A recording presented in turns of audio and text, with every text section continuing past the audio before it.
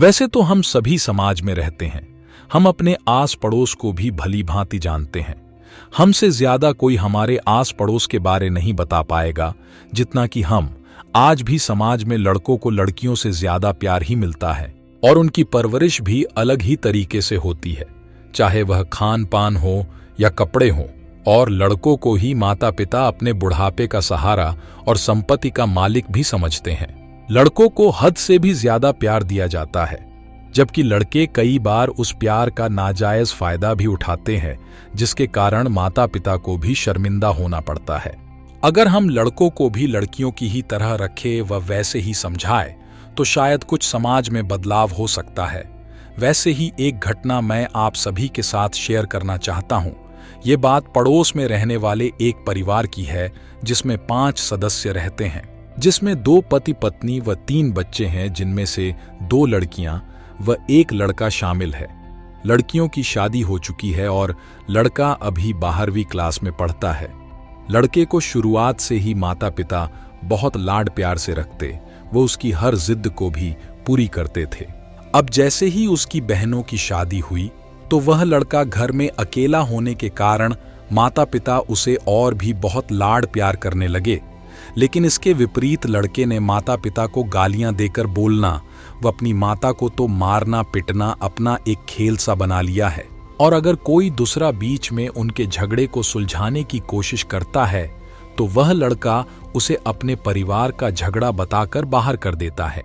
लेकिन उन माता पिता की इतनी हिम्मत नहीं होती कि वे उस लड़के को ये भी नहीं कह सकते कि तू ये गलत कर रहा है, क्योंकि अगर वे ऐसा करेंगे तो उन्हें इसकी सजा साथ ही मिलेगी। एक समय था जब श्रवण कुमार अपने अंधे माता पिता को तीर्थ धाम की यात्रा करवा रहा था, लेकिन आज ऐसा बहुत ही कम देखने को मिलता है। अब माता पिता भी उससे दुखी हो चुके हैं। उसकी माता ने ये उसके जन्म से पहले ये सोचा था कि हे भगवान, तू मुझे एक लड़का दे दे तो वह हमारे बूढ़ापे का सहारा होगा।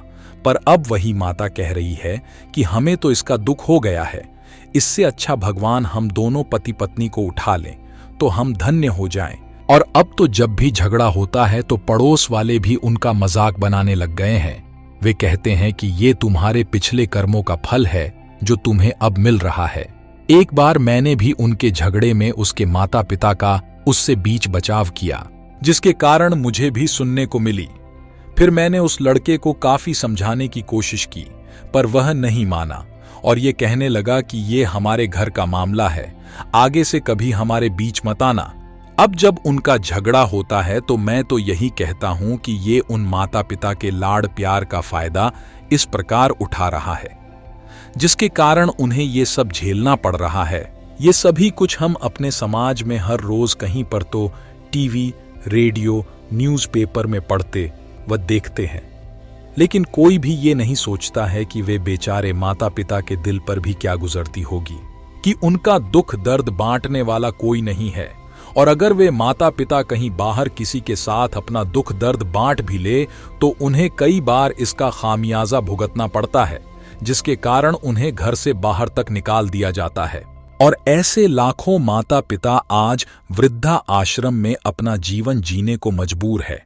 आज सरकार के द्वारा कानून बनाकर अनेकों प्रयास किए जा रहे हैं ऐसे माता पिता के साथ अन्याय ना हो, ताकि समाज में ऐसे माता पिता भी सुख से अपना जीवन जी सके।